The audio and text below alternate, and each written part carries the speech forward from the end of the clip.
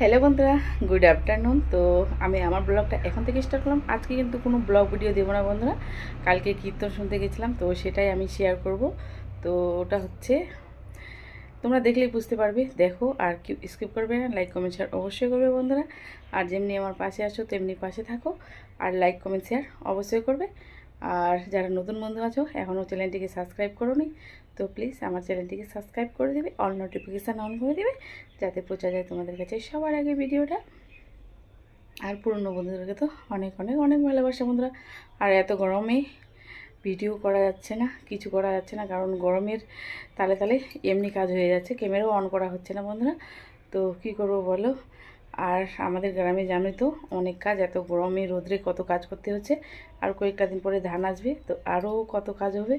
তো চলো বন্ধুরা, আমি আজকে তোমাদেরকে লীলা কীর্তন শেয়ার করি। লীলা কীর্তন মানে কীর্তন শুনতে গেছিলাম, তো রাস চলছিল, তো সেটাই তোমাদের সাথে শেয়ার করব। দুর্গার কি অপূর্ব লীলা।